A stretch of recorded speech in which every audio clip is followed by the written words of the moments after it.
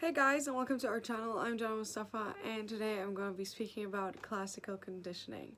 I'm going to be uploading the pictures of the PowerPoint right here so you can see it, and let's get started.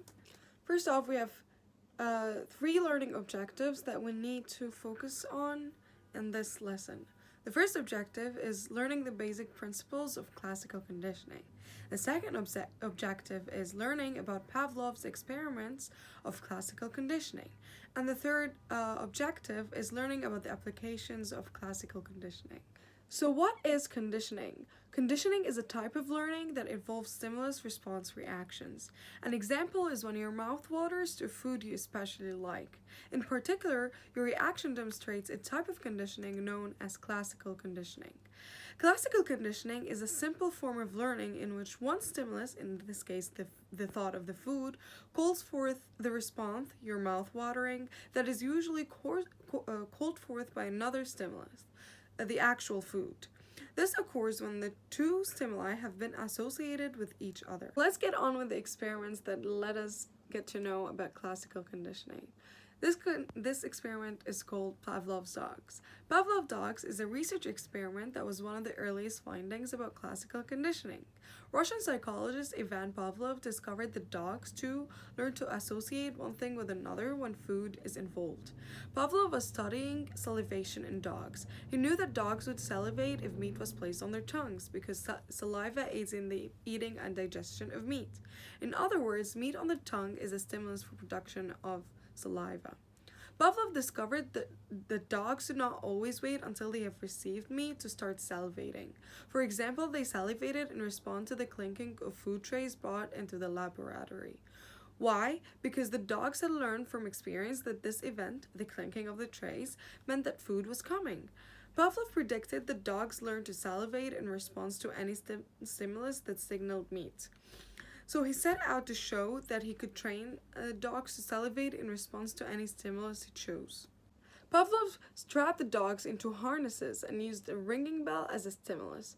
About half a second after the bell rang, meat powder was placed on the dog's tongue. As expected, the dog salivated in response to the meat powder. After repeating the process many times, Pavlov then changed the procedure. He sounded the bell, but did not follow the bell with the meat.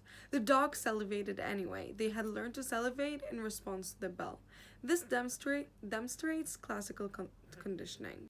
Stimulus and response. An unconditioned stimulus is a stimulus that causes a response that is automatic, not learned. For example, the meat in Pavlov's experiment. An unconditioned response is an automatic response. For example, the salivation in response to the meat. The dogs did not learn to salivate in response to the meat. They did so naturally by instinct. A conditioned response is a learned response to a stimulus that was previously neutral or meaningless. For example, the dog's salivation in response to the bell. The bell, however, was a neutral stimulus, but it became a conditioned stimulus or a learned stimulus when Pavlov repeatedly associated it with the meat. Classical conditioning helps animals and peoples adapt to the environment. One form of that is taste aversion, which is a learned avoidance of a particular food. It's a form of classical conditioning that is useful to people. Have you ever eaten a food that made you ill? You probably stayed away from that food forever or for a long time. If so, you developed a taste aversion to it. Taste aversion is an example of one trial learning. You don't have to try that food again to know that you don't like it. Now, in Pavlov's experiment, the bell didn't always bring the dogs to salivate. We call this extinction. Extinction occurs when a conditioned stimulus, such as the scent of an animal, is no longer followed by an unconditioned stimulus, a dangerous animal. It loses its ability to bring about a conditioned response. Pavlov found that with the repeated ringing of a bell, which is the conditioned stimulus, not followed by the meat, the unconditioned stimulus, the dogs eventually stopped salivating, the conditioned response. An extinguished response, however, is not necessarily gone forever. It could be it could have a spontaneous recovery. Spontaneous recovery is when organisms display responses that were extinguished earlier. The revival of the response follows a period in which the conditioned stimulus does not occur. For example, in Pavlov's dogs, when the salivating in response to the bell had been extinguished, the bell didn't ring again for 2 days. After the rest period, the bell was rung again. The conditioned response occurred, but in a weaker form. The dogs produced less saliva. Generalization and discrimination. Generalization is the act of responding in the same ways to stimuli that seem to be similar. For example, a child who has been frightened by a dog may generalize and stay away from all dogs. Discrimination is the act of responding differently to stimuli that are not similar to each other. An example is the baby who generalized and stayed away from all dogs, but because of discrimination, the child continued to play with his tough dog toys. Now, of course, classical conditioning is important. It has some applications that we can in real life. It can help people learn to overcome their fears of different objects and situations. In one method, that is called flooding, a person is exposed to a harmless stimulus until fear responses to that stimulus is completely extinguished. For example, a person with a fear of snakes might be put in a room with a lot of harmless snakes crawling around.